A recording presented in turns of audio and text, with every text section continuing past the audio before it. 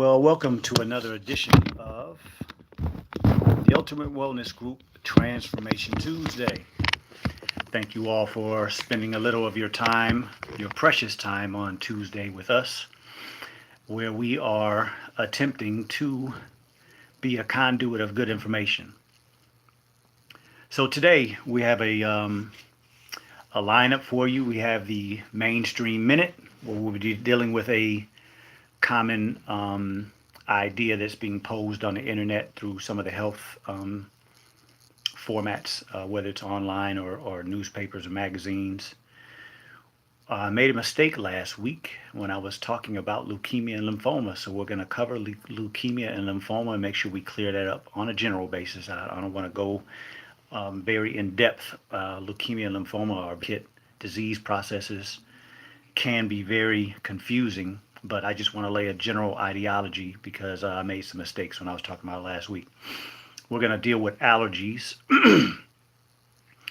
because I've heard quite a few comments over the last week or so from interacting with people and talking about allergies, whether it be food or like allergies to pollen and things of that nature.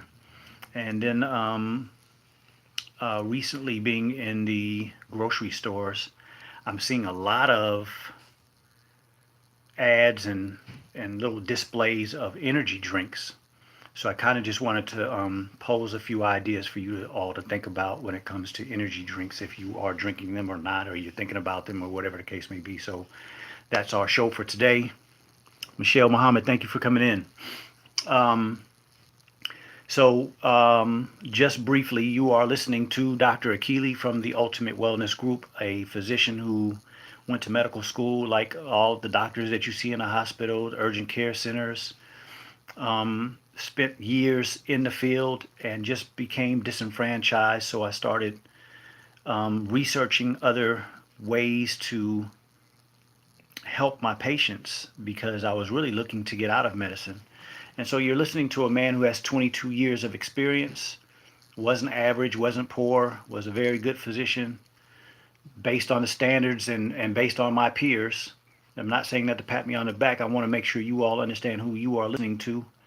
And I'm doing this because I think it's time for people to have the type of information that empowers them to be able to manage through the entity called the medical industry, whether you're at a doctor's office or a clinic or a one of these mass buildings that have all these different doctors in it from different specialties, or whether you go to a hospital, whether you are just trying to decipher what's on the internet. So, of course, you are either here on YouTube at the Ultimate Wellness Group or Facebook at the Ultimate Wellness Group. I'm also on Instagram at the Ultimate Wellness Group, and my website is theultimatewellnessgroup.com. So please reach out if you need help with any challenges that you may face, and please continue to come back to learn, to ask questions, to continue to give me the information and the great questions where I can continue to give you news that you can use. Kalila, thank you for coming in. So let's get to it. Let's ask for the Creator to give us the ability to have an open mind, an open heart to receive information, not only to receive it, but to have the energy, the focus, and the desire to apply it so that we may become better for ourselves, and also better to use our gifts, our talents to change the world that we see out here that needs much changing. I ask that same Creator to give me the ability to remove my impediments, my ego, my arrogance, so I can be a good vessel for your benefit and for your healing journey. So, a quick comment before I continue. I don't know if some of you have heard, but the guy that does InfoWars was recently taken off of many of the social media sites. I think YouTube, Apple Music, Spotify. I don't remember all of the different entities that removed him, but Alex Jones, who was on InfoWars, was recently just said that he made disparaging remarks against the transgender community, I think it was, and they're saying that he is giving misinformation and that he's talking about conspiracy theories and things of that nature. Um, my personal take on that, Denise, thank you for coming in. My personal take on that is that our freedom of speech, although we as black people have never been under any illusion that we had freedom of speech, we should know better if we know our history. But the amount of freedom that we do have to speak in this country is probably better than a lot of places on the earth. And if we are paying attention, that's under attack because it's not, I don't think, just a luck of the draw or some circumstance that Minister Farrakhan was excluded from his documentary being shown on Netflix.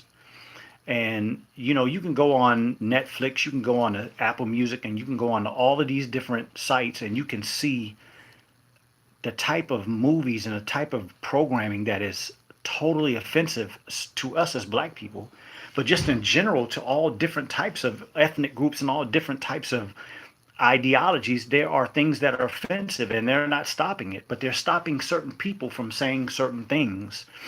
Our ability to speak and be honest and tell the truth is under attack. Why am I mentioning that here on the Ultimate Wellness Group? Because I believe that some of the things that I say, a lot of the things that I say, are empowering you to not to need to go to a medical industry that's one of the most powerful industries in this country.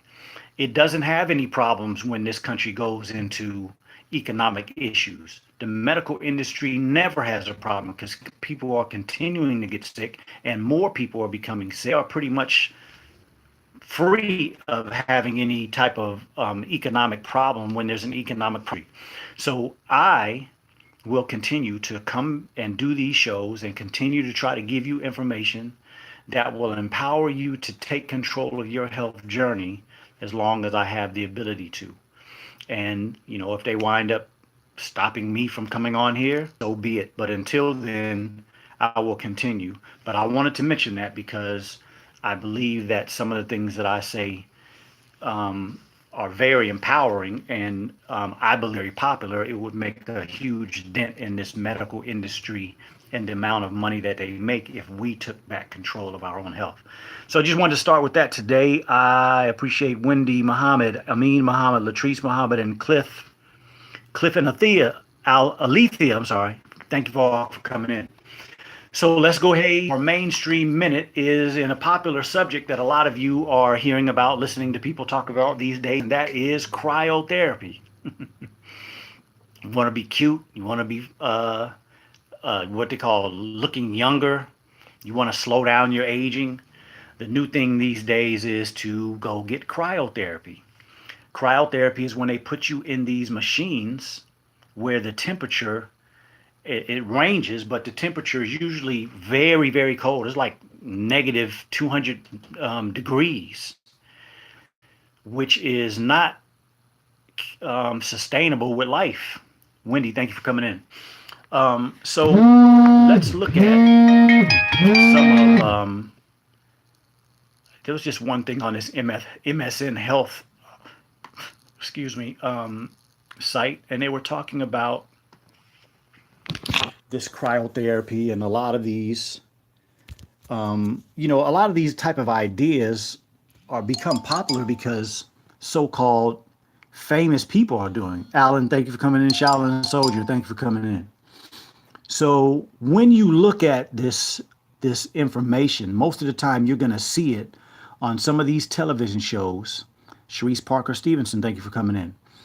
And so again, this is the latest craze, cryotherapy. You're getting in these tanks and the temperature is so cold, it'll literally kill you. So that's why that man's head is up above that little, you see that kind of steam, or you see the little looks like mist or whatever. That's where it's very, very, very cold. And his body is in this temperature, like I said, is like negative 250 degrees, incompatible with life. Most of us have had what we call a brain freeze, right? Where you drink something too fast when it's cold, or you chew ice and you get this brain freeze, right? I'm sure many of us have heard of getting people in very cold environments, and they get uh, basically when their limbs, their toes and their fingers, or their nose or their ears freeze, frostbite until they actually start to die and turn black. And so these people are saying that if you get into this cold environment, that what happens is the coldness makes the bloodstream and the blood flow try to come to the surface of the body to warm the body back up. Now that is true. That's going to happen. Tuan, Kevin, thank you for coming in. So that is true. When your body gets cold, the thing that the body does to try to keep the body temperature correct, right? Because we're trying to stay living at 98 degrees, is it's first going to start opening up the blood vessels real big and try to get as much blood flow into the area that's cold as it can. Why? Because the blood is the temperature of the body. And so when you send that blood flow, you're going to warm the body up because the 98 degrees is going to go where it's cold. And so let's just say that you are in a temperature of 50 degrees. Body's 98. The temperature at your fingertip is 50. And so you send that blood flow to the fingertip.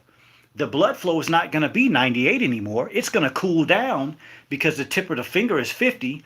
But the tip of the finger is also going to go up in degrees because of 98. You see what I'm saying? So there's a balance. There's a 98 and at 50, and it fights together until the temperature comes back up to where the body wants to live. And so that is the way the body reacts to getting in a cold environment like that. But the question is, what is the long-term good of it? And can it be good for these medical problems that these people are saying that it's good for? Well, again, like I've said before, I don't ever question when somebody comes to me and they tell me that something is good for them. Like I've heard plenty of people tell me that alkaline water makes them feel wonderful. I hear plenty of people tell me that certain types of things help them. I'm not going to question that. But I also don't question how powerful the mind is. There's a placebo effect. I've talked about that before on many of these shows. If you tell somebody that something is going to help them, it's going to help this medical problem, it's going to do this for you, it's going to do such and such, and you believe that and you go do this thing, your mind is going to tell you that these benefits are going to happen, and that alone can benefit the body just when your mind starts going in the right direction. But ultimately, when you're talking about the theory of cryotherapy, it cannot promote much healing in the body because the body doesn't heal by cooling down. The body heals by heating up. And see, the medical community right now, whether it's online or doctors' offices or all these kind of entities that giving the public information, they are painting the inflammatory process in the human body in a bad way. That is the healing in the body. When the body gets hot, when the body swells, when the body sends all these different messengers that produce pain, that produce itching, that produce discomfort, that is the healing process. It should not last for long periods of time. It has to last for the body to do what it does to fix things, and then that problem is relieved. But in the medical community, we do things to try to give people quick fixes.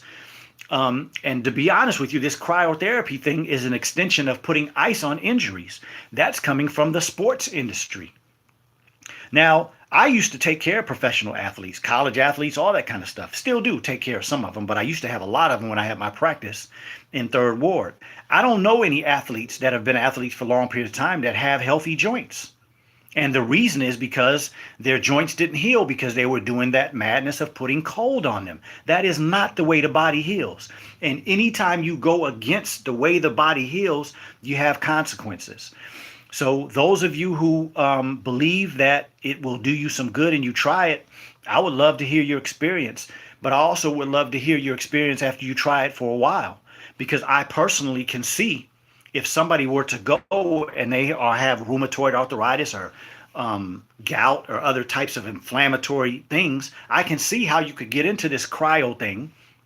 It frees your body and that kind of decreases the inflammation. Why? Because you just killed some cells, or you killed the ability of the body to continue that heat and that inflammatory swelling aspect that it does to heal. I can see why that could give you some temporary relief, but I don't see where it can give you long-term relief.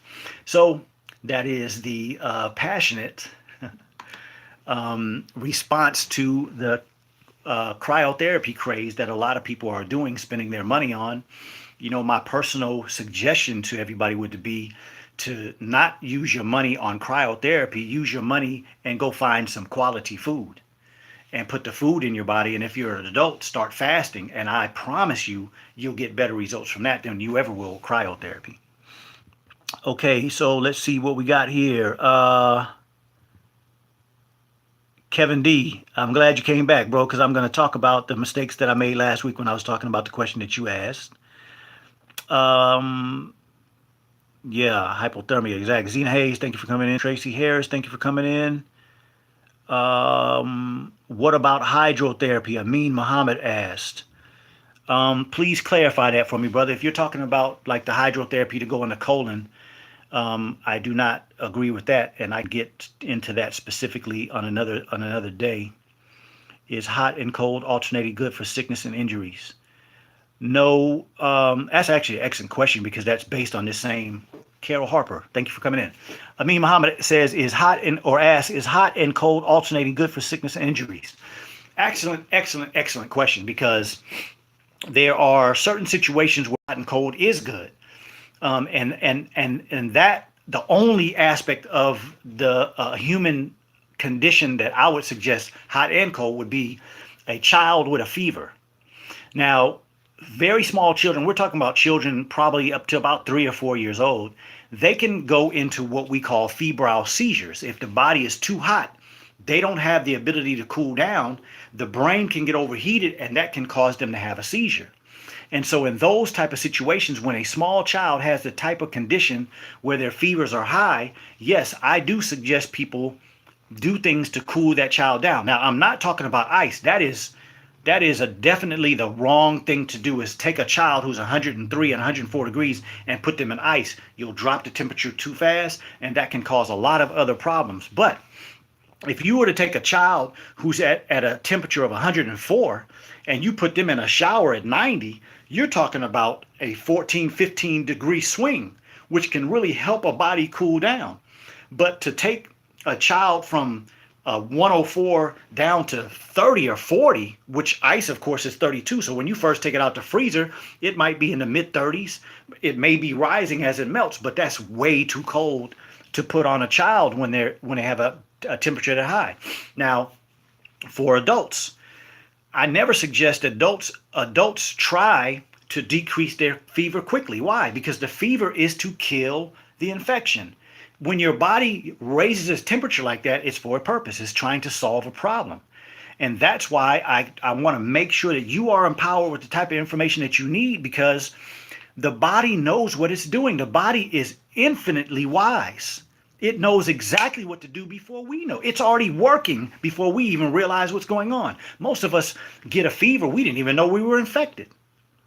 Right? So the body's already doing its work that it's made to do before we even know what's happening. So when it has a fever, if you're an adult, the likelihood that you have a febrile seizure, you have to be like 107, 108. You have to be very hot. And so an adult should allow that temperature to kill what it needs to so that you can get through this process. And so that would be the only time, brother, that I would suggest somebody cool the body down. Otherwise, when the body is hot, let it do its work.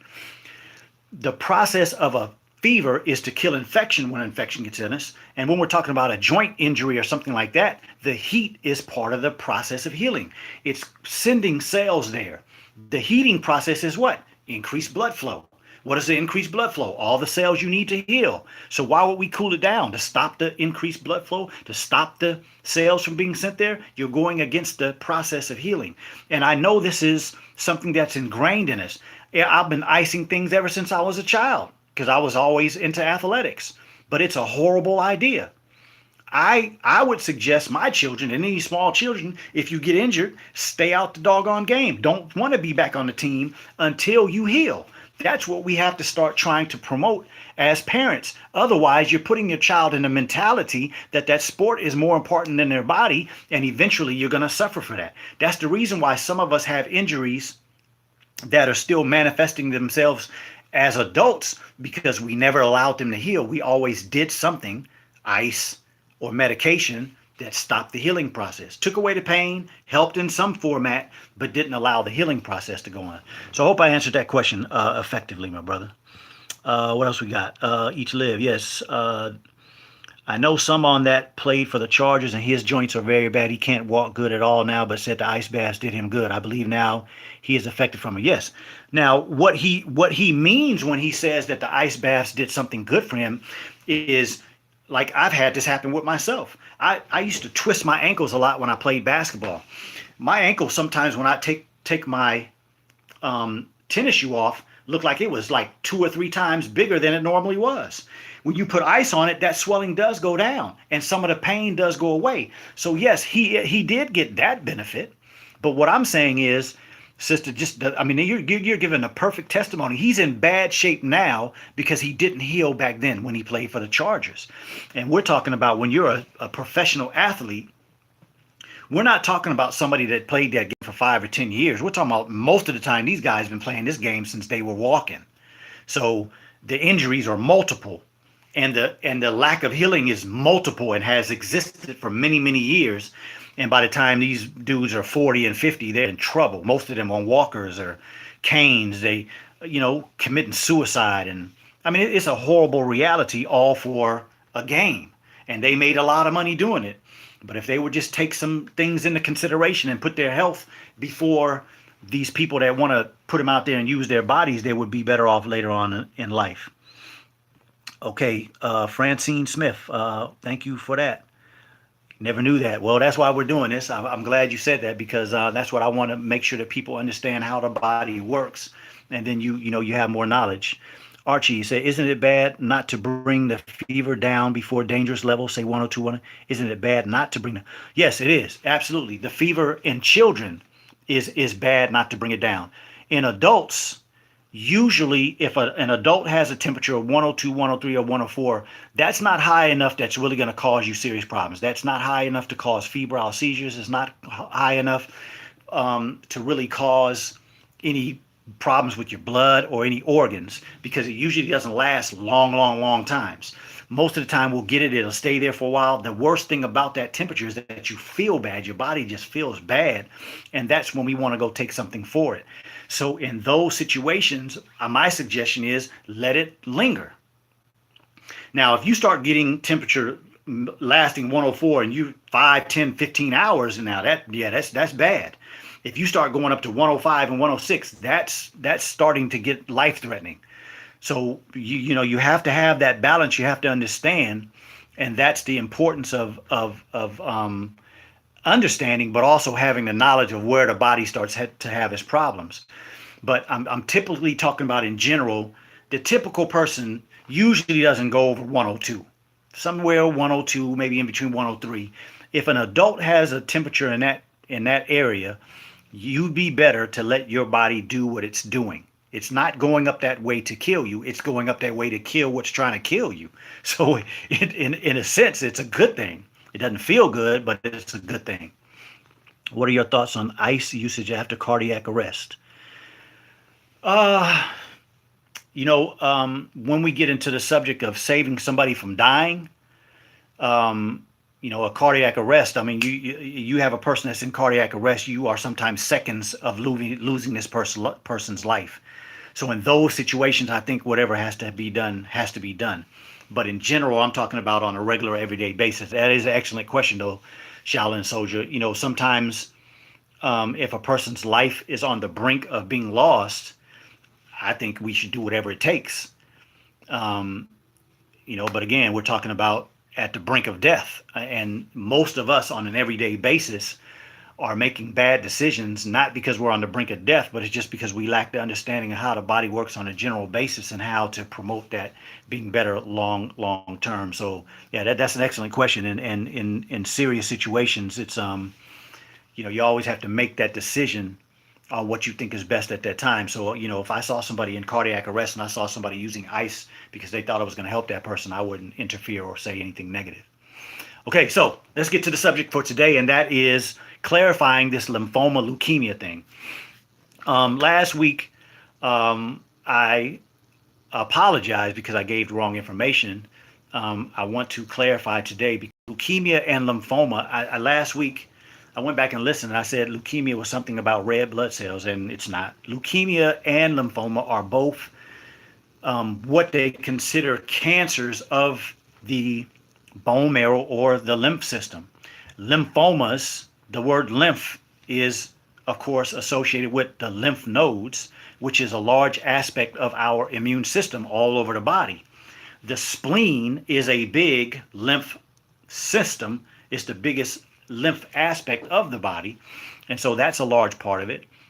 But when you have lymphoma, you usually have an overabundance of cells that are kind of migrating into a lymph node. And then when you have leukemia, you have an overabundance of white cells that are accumulating in the bloodstream because they're being overly made in the bone marrow.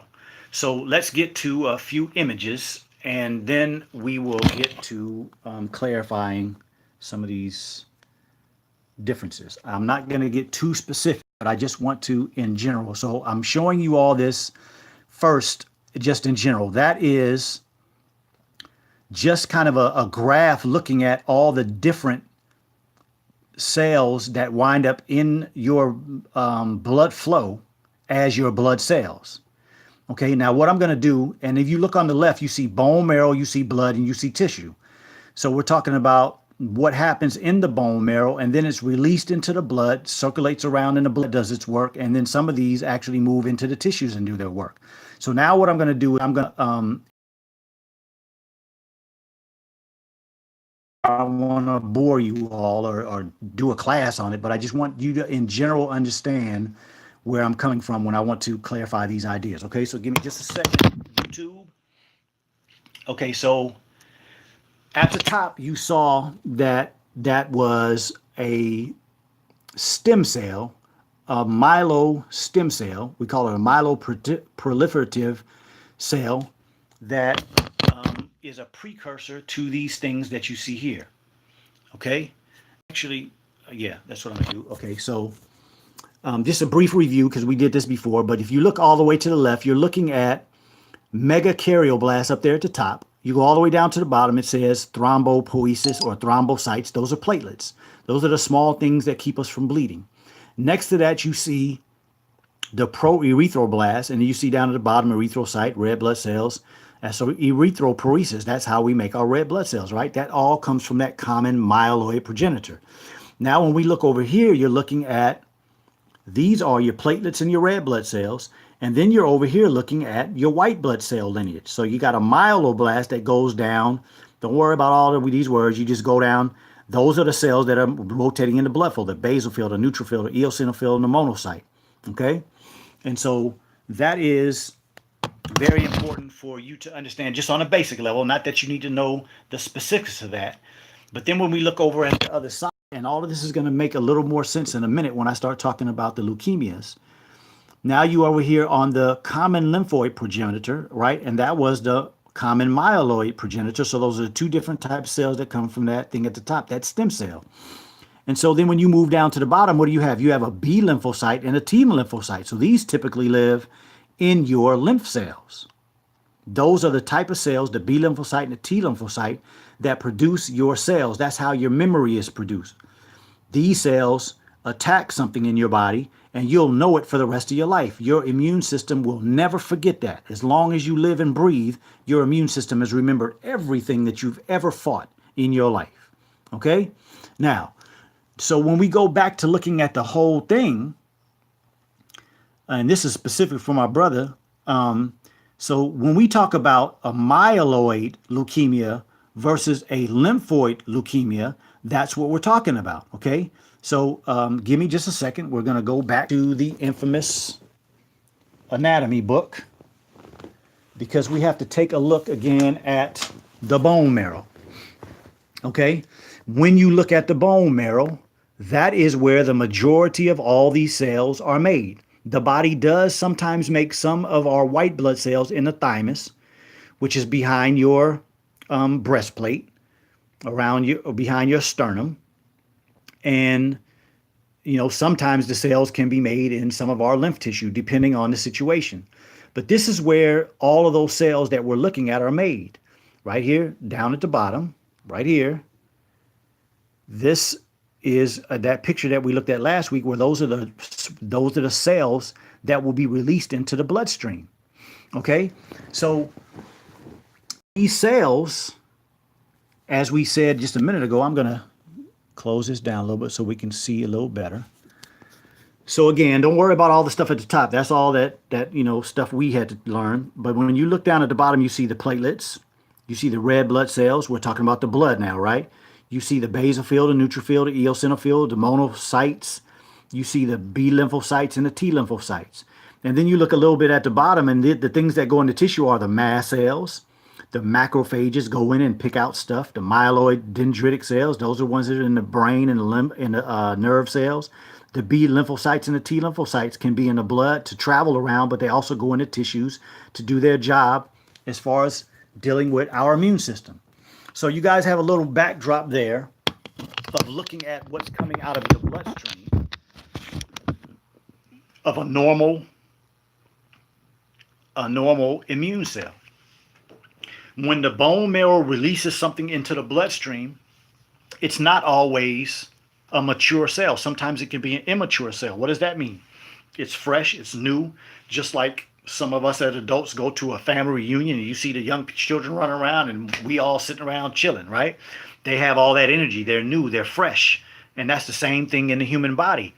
When that new cell is made and gets sent out into the bloodstream, it still has that memory check, but it's checking the body. It's moving around, seeing what it has to do, seeing what it's getting ready to take care of. And that's how we can differentiate. Now, why am I saying this? Because when we start to look at lymphomas and leukemias, and the way that we differentiate them is we have to take somebody's blood and we put that under a microscope and we look at what type of cells are in this on this slide that we took of the blood. So I think my brother said that he had CML, chronic. So leukemias are broken down into chronic versus acute, and they're either myeloid or they're lymphoid. So we go back up to the top. You see that common myeloid progenitor, or you see the common lymphoid progenitor. So those would be the two breakdowns in what type of leukemias they are. You have CML, chronic myeloid leukemia, or you have CLL, chronic lymphoid leukemia, and then you have AML or ALL, acute myeloid leukemia or acute lymphoid leukemia. And now what is that? That means, as we talked about last week, that these cells up here, after the stem cell is produced in the bone marrow, they go into the as they're being made in the bone marrow, it's being overproduced, it's out of control. So there are too many cells that are being made, and then they're being dumped into the bloodstream and they're traveling around. Now, the body is in trouble because what?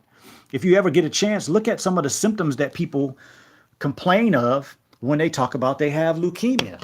A lot of times they talk about lack of energy, and they talk about just all these things that are kind of based in not having energy and feeling down and fatigue and all these type of things. Why? Because the bloodstream is the way that we get the energy moved around, because the right nutrients are being taken, and the sugar and all of the things that keep the body working and keep the body in its ability to do what it needs to do is being taken to the different places by the bloodstream, by the cells that we have in our bloodstream. And so if the cells are being made inappropriately, and then there are too many of them, it's like being in a traffic jam. If you need to get somewhere by a certain time, if the brain is calling for some blood flow, when the heart beats, that blood has to get there. But if there's a traffic jam, you've got too many cells, it's just like having a traffic jam. So now I can't get what I need to get there, and the cell is malformed. And so when you have malformed white cells and there are too many of them, it's also impeding the red blood cells from doing its job. So the whole body is in a serious problem when you have these leukemias. And then when you have lymphomas, you usually don't have an excessive number of cells in the actual blood flow. They are usually kind of concentrated in the lymph cells. So if you've ever seen anybody with an infection or anything, you may see, or you've seen children when you can see their little lymph nodes when they get infections. A person who has lymphoma sometimes can have large lymph nodes all over the place. Sometimes they're inside and we can't see them, but sometimes you can actually see them on the outside. And so I just wanted to clarify that. I don't want to get too far into it because they are not necessarily easy diseases to understand, but I wanted to clarify that because I made a mistake last night, and hopefully I cleared that up about lymphomas and leukemias. Now, since I said that, we're talking about medical problems when we're talking about lymphomas and leukemias. There's some that we consider easily cured, and there's some that we consider that are not easy to cure. And that's like just about anything. There are some things that we manage better than others, and it's most of the time associated with how much we know about them and how much we are ignorant about them. And so, again, if any of you have anything specific that you want to deal with, like a lymphoma or leukemia, I believe that people can make a lot of progress with those, and it really comes to detoxifying and getting the right nutrients so that your body can readjust and start doing things in the right manner again. Okay, now, next subject for today, unless I see any questions, and I don't see at this point, I wanted to quickly discuss allergies. A lot of people talk about allergies to foods, talk about allergies to the environment, allergies to pollen. I'm absolutely sure that allergies are overrated. My current wife, when I met her, Tawana, when we met, she told me she was allergic to peaches, to strawberries, to pineapple, nectarines. It was about 5 or 6 different fruits. And I said to her, wow, how would God make you allergic to some of the most powerful foods that he's put on the planet Earth? And so after we worked together for a little while and made sure that we were getting organic stuff, she can eat all of those fruits now. So she was never allergic to the fruit. She was allergic to the pesticides, the chemical fertilizers, and the herbicides that they use when they're growing these foods. So specifically on those of you who think that you're allergic to pollen or allergic to the environment out here, none of us could live without water. If water disappeared tomorrow, all of us would be headed towards death. If the sun stopped shining tomorrow, all of us would be heading towards death. By the way, I can't say which one of those was first, but what I can say is that without those two, there couldn't be plants. So pollen, if it disappeared tomorrow, we would cease to exist. So how could the great creator, God, the great being that we believe in, produce us and then make us allergic to what is one of the things that is foundational to all life? Do you realize that there could be no food without pollen? There could be no plant without pollen, meaning that there would be no living animal or human or anything else without pollen? There could be no life without plant life. Pollen is the substance by which when a flower blooms, the pollen that's in there has to be, it's a sexual thing. It's just like the male and the female. Pollen and the pollination process is when pollen from a female bud gets to a male bud or vice versa, and then the process of producing food, fruit, flower, whatever that plant is supposed to do happens. Why would you be allergic to something that's so fundamental to life itself? It doesn't sound like it makes sense, right? But if we kind of back up from what we've been taught all our life about allergies and start thinking from the perspective of what's the body doing, then maybe we can make more sense. When you sneeze, what's the purpose of that? A quick, forceful flow of air to do what? To expel something that's causing your body problems. What is a runny nose? A cleansing process. The sinuses are cleansing the blood, cleansing the nasal nares. So when you breathe, you're not taking all that madness in. What is a cough? Same thing. Coughing to clean out the lungs. What is a runny eye? Getting stuff that's attaching to the eye saying, I don't want this. The tears are to get rid of that. No, allergies are not a bad thing. Allergies are what we have termed the cleansing process of your body. So if you have allergy problems, if you consider yourself to have allergy problems, which I put three things into that category: allergies from a sinus perspective, eczema, and asthma. It's all the same problem. It's just affecting different organs. Allergies happen here, asthma happens here, and eczema happens here. Same problem, is just expressing itself in a different organ. Okay? So if you have any of those problems, I can definitely help you. But understand, the most important thing is clearing up what you eat, because more than likely you're eating something that causes a problem. And secondarily, you are highly toxic. We live in a very toxic environment. Talked about that in some other other shows. I'm not going to get back into all of that today, but I just wanted to mention that because I've had a few people reach out to me the last few days talking about allergies, talking about their children with eczema, and I was actually watching something today about asthma and using fasting to help with that type of condition. So let me see what kind of comments you guys got here. Always some good ones. Sharice Parker Stevens says lupus, ABTI, phospholipid syndrome, fibromyalgia. Well, there you go. Sharice Parker gave me my subject for next week. We're going to do autoimmune disorders next week. Thank you, Sharice Parker. So I'll answer all your questions next week. Kevin Clay. Brother, I'm a follower of the Most Honorable Elijah Muhammad and his minister Louis Farrakhan for 25 years. May Allah continue to bless you, brother, to help us with physical illness, as the minister does with spiritual illness. Yes, sir. Well, thank you for the wonderful comment, brother. I believe that is my passion, my gift, and I believe that it is my duty. So thank you for that wonderful comment. Antiphospholipid syndrome. Yes, ma'am. Next week. Sharice Parker. I'm going to get to all that next week. Okay.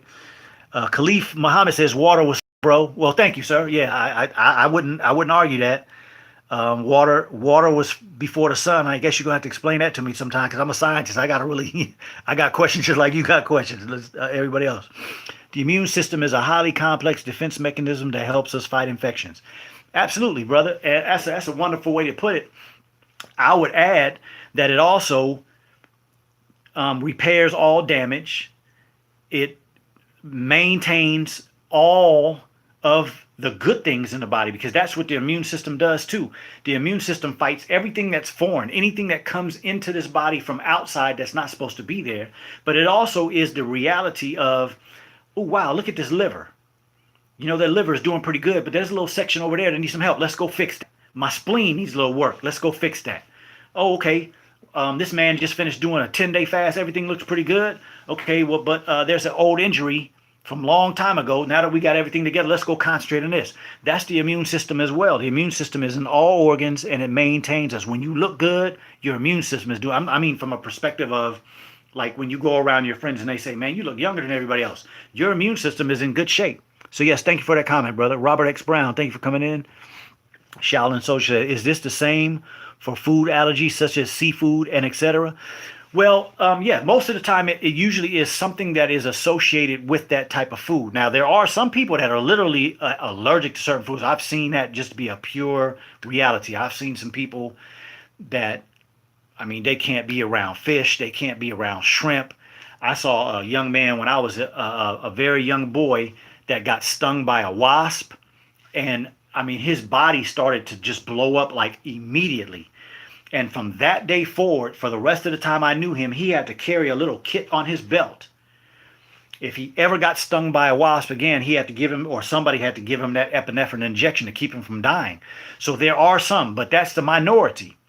But you have a lot of people walking around here talking about, I'm allergic to this, allergic to that. Most of the time that's chemical based. And when you start talking about these seafoods, like people that are allergic to seafood, there's no telling what that person is allergic to. You're talking about a vacuum cleaner. You're talking about the pig of the sea. You're talking about the catfish, the shrimp, the crawfish, the crab, the mussels, the clams. All that type of food is the bottom dweller of an ocean, a sea, a river, a lake. And so they're eating all the garbage. They're eating the petrochemical waste. Yeah, all the stuff that comes from the boats and the ships and all that goes down into the ocean. They're cleaning up all that. So when you're eating that type of nasty food, You put that in your body, you have no idea what your body is reacting to. It could be reacting to a myriad of things. So another good question, my brother. I mean, it helps us by identifying foreign invaders. Yes, sir. Tyrone Banks, and the plants are the Earth's filter. Absolutely, as well as our oxygen makers. Mom, you laughing at me. Mobilizing the body's white blood cells to fight them. Yes. Sean Nimmons, thank you, brother. Hey, brother, good to see you. Good to see you too. Tyrone Banks, the clean and the cool. We need to fix the filter. Absolutely. And that's the beautiful thing about looking at the body the way we are looking at it when it comes to the Ultimate Wellness Group. And those of us that are like us that are on this, that are listening today, when you start looking at learning how the body works, it makes it a lot more simple to understand how the body can fix itself. The body was made to fix itself. It has all capability of solving its problems. Now, a person like me with 22 years of experience with dealing with people and trying different things on myself as well as others, I am a conduit to help you get to that answer a lot quicker. But everybody has the ability to work, figure out, experiment, try things, don't try things, fast, listen, hear some information, decipher it. I want you all, if you never spend a dime with me, if you never interact with me personally where I'm working with you with a specific program, that's fine. But just make sure you continue to learn new information and use your common sense. If somebody comes and presents an idea to you, you have to be able to take the information that you know about the body and say, well, does that make sense based on what I know? Does that make sense based on what has happened to me? If I'm a parent, does that make sense based on what I've seen in my children? If I've ever had any animals, does that make sense based on what I saw in my animals? Like I tell people all the time, when I was small, we had cats and dogs. Cats and dogs are not herbivores. They don't eat plants. But when they get sick, you see them eat plants. They stop eating for a few days. Next thing you know what? Right back to normal. Another thing I always use. If brushing our teeth is so important and so necessary, how come we don't see horses with big cavities and walking around with teeth missing out their mouth? Most of us probably see that every day in our own families and in other people when we're just around in public. You see adults with like teeth missing. That's a sign of bad health. Especially when you walk up on a person, all their teeth are, the cavities have eaten it all almost away to the gum. That's a very good indicator that that person is extremely sick. I don't see dogs like that. Not even dogs in poor communities. Their teeth look better than the adults. So we really have to start trying to figure out, what are all these things that we do? Where did they come from? 3 meals a day, 5 meals a day. You're brushing your teeth every day, and there's sugar in the toothpaste. Drinking while you're eating. A lot of these things don't make sense. And I'm not trying to put anybody down, but what I'm trying to do is help you gather the type of information that empowers you to be a steward of your own health, so that your health journey is one that you are in control of, and you never get intimidated by any person with a degree or a person because they know more than you. That shouldn't be the cause of instability or insecurity or intimidation. No. Well, let me ask you a question. Since you know more than me, explain it to me. That's what a doctor's purpose is supposed to be. The word physician, at its root, is an educator. So if these doctors out here that you go to aren't educating you, it might be time to get rid of them. Okay, last subject, and then I'll get to the comments. Troy X, thank you for coming in. Hello. Larisha, thank you for coming in. And the last one for today is energy drink. So, I mean, it's right in line with what we're talking about. You know, the reason why I wanted to talk about energy drinks today is because the last 3 times that I've been into a grocery store, I've seen a different new energy drink. Now, there have been plenty things in the news, in YouTube and all these different things talking about these people that are mixing Red Bull or Monster with this type of alcohol, or mixing it with, syrup And children are dying. Young people are dying drinking these things, having heart attacks. 20-year-olds, unheard of to have a heart attack unless you have some major medical problem. But these people are mixing like these energy drinks with Mountain Dew or other type of sodas or all these type of things. And some of these people are having some serious issues when it comes to that. So now you have this craze where some of these same companies will reinvent themselves, right, with a new, and they'll put something on the front of that label that makes you think now all of a sudden it's healthy. Acai berry, strawberry flavor. This has some coconut oil in it, coconut water. All these things are supposed to be good for you. Well, at the end of the day, y'all, you got to understand that these companies are in business to make money. They are not in business for your health. They're not in business for your concern. It's about how much money is going in their company and how their stakeholders increase their profit. Period. And if there's nothing else that you get from me when it comes to energy drinks or anything else that you put in your body that you buy out of a store that's packaged, please stop reading the front of a canister, a box, or a package, and don't spend most of your time in the ingredient list. What is being faced to you when you're walking through the store? That's marketing. Do you realize that marketers go to school and a lot of the time they spend in school is in psychology? Why? Why would people that are going into marketing fields spend most of their time in psychology classes? I'm not going to answer that for you, but that's a very profound idea to consider. And so when you walk into the store, understand that you walked into a marketer's den. Everything is about marketing when you walk into the store. The whole scientific makeup of a grocery store is about marketing, psychology. And so you have to present yourself with the ability to decipher that. And I'm saying, I don't care what the front of a package says. If you go to the ingredients and you start reading the ingredients and you got a whole lot of ingredients, mistake number one. If you have a lot of ingredients that you can't pronounce, mistake number two. If you have ingredients if you have ingredients that you know are not good for you, and then you continue to eat that, then that's called suicide. Now, do I do those type of things sometimes? Of course. I'm not going to sit here and lie and try to perpetrate like I'm perfect.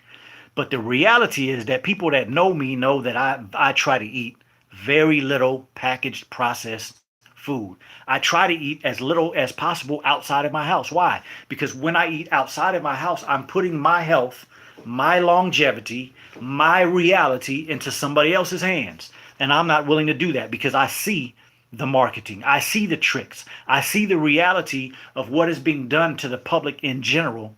And that's the reason why this brother is on this channel every week trying to give you something else that you can use to be able to fight through this madness out here that's considered health, that's considered a grocery store, that's considered information that's supposed to help you get better. The majority of what I see on YouTube that has to do with health are a few truths mixed up with a whole bunch of lies, a few truths mixed up with marketing schemes, a few truths that are twisted up sometimes, and the people that are saying them have no idea what they're talking about. They're reading a script. They're reading what somebody told them. It may be a so-called entertainer or so-called popular person. They're just reading what somebody told them to say. But, information and knowledge is what gives us the ability to be able to see through all that and then make a good decision for ourselves. So at the end of the day, it doesn't make a difference what they're doing. It doesn't make a difference what's on here. It doesn't make a difference what's on newspapers and magazines and all that. It really makes a difference what you allow to happen to yourself. Take control. That's what this is about. The Ultimate Wellness Group is about giving you news that you can use so that you can be empowered to take control of your health journey. Take care of your healing journey, whichever one you're on. If you have some problems, then you should be on a healing journey. But if you don't have any problems, you should be on a health journey to maintain what you have and get better as time goes on, not the opposite, right? We don't want to go towards the future and wind up in a situation where we wind up like people that we thought we never would be like. It takes a lot of work. First, in getting information. Okay, so let's see what we got here. We need a checkup here in Mexico. Yeah, we really do. Okay, wait, I got to get a bit back, a little back, a little back. Let me see what we got. Okay, I got that one. Okay, so Shaolin Soldier, I know you just had a new baby. Congratulations, my brother. So happy for you, bro. He says, off topic, but what would be a good first meal for a baby starting table food?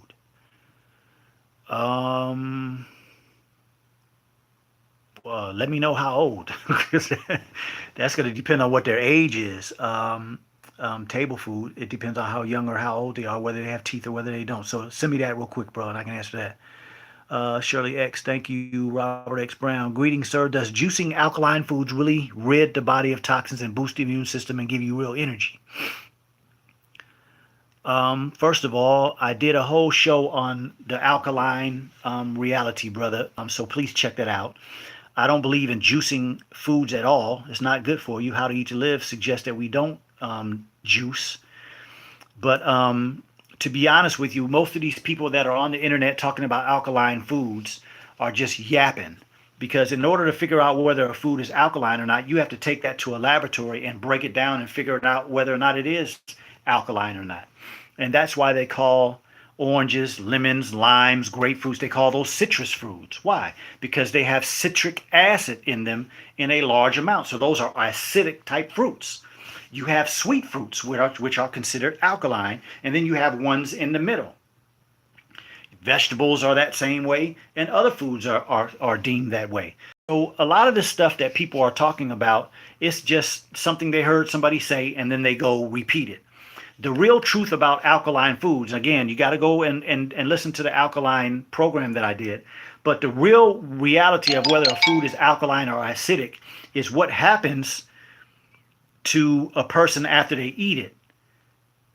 Not what it is before it goes in your body. It's what happens when a body is very easy to digest versus very difficult to digest. Like I just mentioned, when you go into the grocery store and you're eating some of these foods that have 3,000 different chemicals, all of those different chemicals are going to react to the body in a acidic way because the body responds to things that are not correct and aren't supposed to be in there in an acidic way. So go back and check out that other one, bro. I think I answered all those questions, but no, I don't suggest juicing. And so the rest of your questions, toxin, boost the immune system.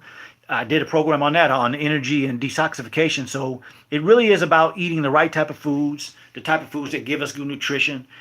For adults, it's about fasting to give the body the rest that it needs. And it's about understanding that the foods that are easiest to digest are going to be the easiest on the body, that keep the body in the neutral phase. We don't want to be alkaline in the human body.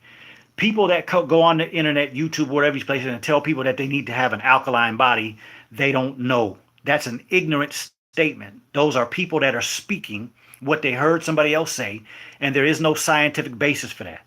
People die when they're alkaline. People die when they're acidic. People live healthily when they're neutral. That's what you should be trying to do, and that's in the other one. Michelle Muhammad says, true, they are killing us. Absolutely. Donita Lake, is beet juice good for PVD, peripheral vascular disease? I would say that beets are probably good, but not beet juice. I wouldn't suggest beet juice because most of the time when people juice beets, they're juicing a raw beet. And a beet is a vegetable, and a beet should be cooked, at least steamed, before we put it in our body. Why? Again, one of the other shows I talked about the anti-nutrients that are in certain foods. Oxalates, right? I talked about the phytic acid, and I talked about the phytates. The phytates and oxalates, the phytic acid and oxalic acid, those are the more common substances that make a lot of foods indigestible for us and also unabsorbable for us. And so a beet is the type of food that you should prepare by adding some heat to it. And most of the time when you add heat to it, it dries up most of the fluid. So most of the time people aren't juicing cooked beets, they're juicing raw beets. And you shouldn't be doing anything raw from a beet. There are plenty of things you can do for peripheral vascular disease, though. We'll have to do that another show because we're getting close to the end of the day. And we will have to, like I said, next week talk about the autoimmune disorders. It's my wife on here. What does she say? It may be best to have a consultation with Dr. Keeley. Some questions are not just an answer. It may require a little more discussion. Absolutely. So if any of you, if my answer doesn't totally get you where you need to be, reach out to me. The numbers are on here, and I can give them out before we finish. But for those of you who are dealing with some things and you haven't been able to solve it, or you're dealing with doctors and you're just not satisfied, you're not getting the type of results that you reach out to me. That's what I do. I still help people move towards that healing journey. It's my passion. It's what I do. I come on here to give free information, but this is also how I feed my family. So, come and check me out if you need so. If you get the type of information that you want to go and use, that's great. If you need more, get in touch and let's make something happen. Michelle Muhammad, they always mix truth with falsehood. Absolutely. Larisha, Brother Raphael says we need a checkup here in Mexico. Absolutely. Hey, we can we can make that happen. Everything is possible. I will travel wherever somebody sends for me. Amin says, in some people, the immune system wrongly identifies a non-toxic substance. Immune system wrongly identifies a non-toxic substance as an invader, and the white blood cells overreact, creating more damage to the body than the invader. Thus, the allergic response becomes a disease in itself. I don't necessarily think I would agree with that statement, my brother. But I don't have time to get in that today. We're at the end. But please tune in next week because I'm going to specifically get into that. That is a common idea in the whole arena of autoimmune diseases, but I don't necessarily agree with that. So we'll get specifically into that next week. Shaolin says, thank you, brother. Just preparing for down the line, possibly from 6 months to a year. Oh, yes, sir. Well, yeah, we can definitely get into that, bro. Let me try to do that another day, Shaolin Soldier, because we're running out of time today. Can you please address this? I know someone who was diagnosed with this condition. Yes, I'm gonna get into all of that next week. All of next week's show is gonna be about the immune system and autoimmune disease. So I'm gonna cover that in detail. Robert X, thank you as well, brother. Donita Lake, thank you, sister. Zambizi, thank you for coming in. Khalif, I would love to talk to you directly. Yes, sir. So check it out real quick. For those of you who want to contact me by telephone, the telephone number is 832-429-4576. Again, that's 832-429-4576. It's too late for today, so check me out tomorrow. If you're interested in checking out my website, it's theultimatewellnessgroup.com. I'm here on Facebook at The Ultimate Wellness Group, here at YouTube at The Ultimate Wellness Group. I have a Instagram site where I do a weekly thought on the Instagram. It's The Ultimate Wellness Group. And I have a Twitter link as well. I think it would be best to go to my website to get to that because it would be confusing if I tried to give you the link. So again, we had another wonderful show today. And I thank you all for spending your time. All of you who have given me compliments and said thank you, I thank you as well. If it wasn't for you, I wouldn't have a platform to do this. And again, I come here every week because I want to give you news that you can use. I want to empower you. And I want to make sure that I am a vessel to give the type of information that gives you the ability to make sure that you are in control of your health journey. So again, thank you for coming in. Remember, until next time we talk, work hard. Good health, it does not come easy in a world like we live in. It takes much, much, much work. It takes much, much, much gathering of information. And it also takes your own ability to put that in your own package. Some things that I'm saying work for me will work for you as well, but you'll have to figure out where, how, and it fits into your reality. So what I'm saying is that you have to take this information that you're getting from me if you believe it's good and start to apply it and have to apply it in your own way. Okay? Can I do something on nursing a baby? Tuning in for the first time. Thank you. Tina Carter, thank you. Tina Carter, thank you. And I hope you continue to come back. Please check out the part of the show that you missed, and I look forward to seeing you again. So again, for everybody, that tuned in, thank you for coming in. Thank you for continuing to support. Look forward to seeing you next week, where we will be dealing with the immune system and autoimmune disorders. So until then, work hard, have a wonderful rest of this week, and we'll see you next week. Peace.